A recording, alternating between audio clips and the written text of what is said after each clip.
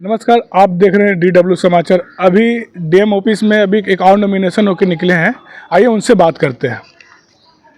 Ma'am, आप पहले सबसे पहले तो आप अपना नाम और परिचय दें अपना। मेरा नाम गीता वर्मा है। क्या मुद्दे को लेकर आ रहे हैं मैम चुनाव लड़ने में? मुद्दा विकास हमारा है।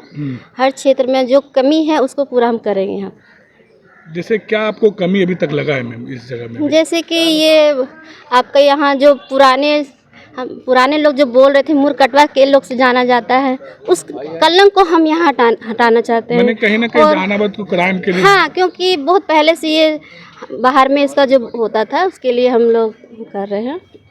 कलंक को हटाना है और विकास ही आएगा हर तरह से। जैसे मैम यहाँ पर कुछ मुद्दे ऐसे हैं जो बच्चे लोग, जो युवा हैं, जो खास करके युवा वर्ग है, जो उनको पढ़ने के लिए कहीं ना कहीं चाहे पटना चाहे तो गया जाना पड़ता है। यहाँ एजुकेशन का ज़्यादा समस्या है और स्वास्थ्य को लेकर इस विषय पे आपका क्या ध्यान है? हाँ, स्वास्थ्य पे सबसे पहले स्वास्थ्य पे ध्यान दिया जाएगा और शिक्षा पे ध्यान दिया जाएगा। और एक तो आप महिला मैम, तो महिला को लेकर आगे सशक्तिकरण पे क्या उनका उद्देश्य रहेगा, जो कि महिला भी कुछ बढ़ चढ़कर हिस्सा ले सके? हाँ, महिलाओं के लिए, क्योंकि महिलाओं को जो हस्तकला के लिए हम लोग काम कर रहे हैं, पहले से भी करते आए हैं। महिलाओं को हाथ में देंगे जो अपनी कला घर से शुरू कर चुकी हैं, तो छोटे छोटे उद्योग भी हम लोग खुलवा रहे हैं, कर रहे हैं। क्योंकि यहाँ ऐसे ग्रामीण में ऐसी जो महिला हैं जो स्पोर्ट से लेके हर क्षेत्र में अपना नाम रोशन किए, लेकिन कहीं ना कहीं किसी कारण बस वो दबी रह गई है। हाँ, दबी रह गई हैं, तो बस वही हम लोग को जागरूक करना है।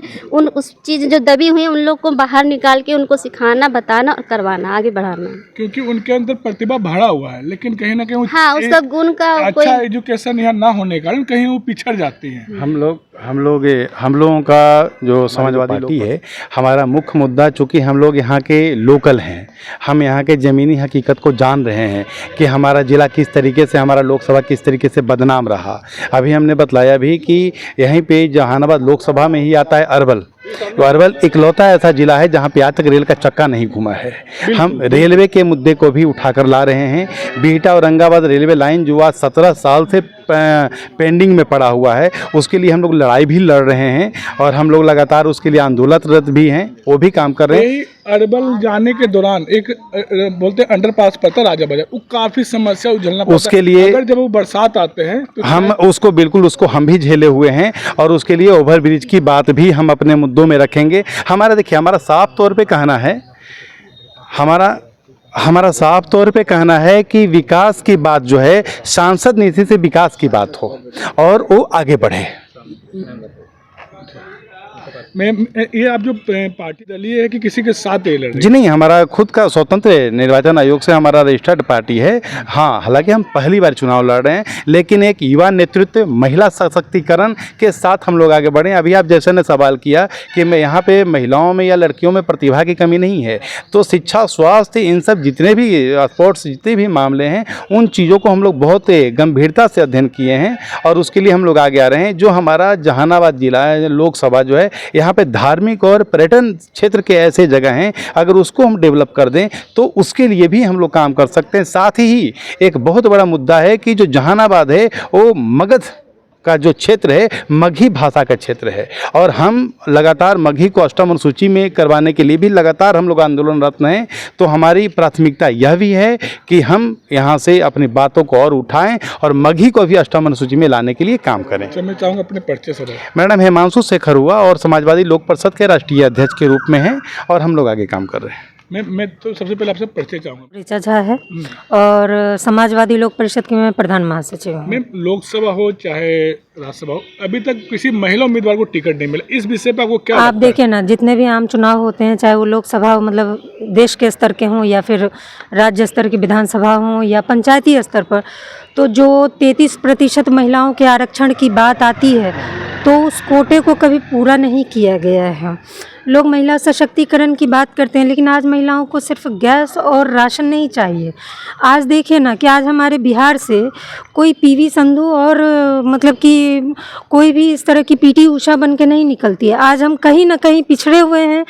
मैं एक जहानाबाद की नहीं, मैं समूचे बिहार की भी बात करूं और जहानाबाद की भी बात करूं तो दोनों जगह लागू होता है कि हमारे यहाँ से कोई मैरी कौम पैदा नहीं हो रही है।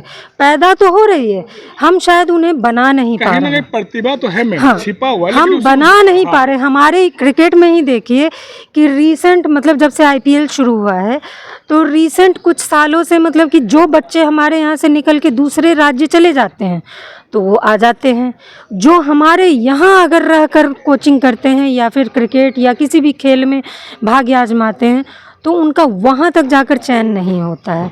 तो कहीं ना कहीं उस व्यवस्था में, और सिर्फ मुरी कटवा का टैग नहीं है, वो हमारी पूरी प्रतिभा का मुरी काट रहा है। इसीलिए आज हम मुरी कटवा इस मायने में भी हैं। तो क्या चाहते हैं, इस 26 से इसको हटाना चाहते हैं? जी, मैं इस व्यवस्था को हम लोग सभी मिलके बदलना चाहते हैं, और मैं भी इसलिए मतलब कि आज एक महिला कैंडिडेट को ही लेकर आई हूँ कि महिला को आज सिर्फ राशन, कुटीर उद्योग, हस्तकला ये नहीं चाहिए। हमें अपनी महिलाओं को मैरी कॉम बनाना होगा जो एक मुक्के से किसी को भी ध्वस्त कर। जहानाबाद महिलाओं से क्या अपील करना चाहेंगे मतदाता को? मैं सभी मतदाता महिलाओं से अपील करना चाहूँगी कि घर से बाहर निकले और वोट करे। ये नहीं कि पति उसे वोट कर रहे हैं तो बेटे उसको वोट कर रहे हैं तो हम भी उन्हें वोट कर दें। नहीं, जिनकी बातें आपके हृदय तक उतरती हैं आप बहुत सोच समझकर वोट करें, क्योंकि एक गैस सिलेंडर और कुछ रुपयों की महीने की आपकी मदद से आपकी ज़िंदगी नहीं चलने वाली। आप उससे अपने बच्चों का विकास कर पाएंगी, ना अपने पति को बेहतर स्वास्थ्य दे पाएंगी।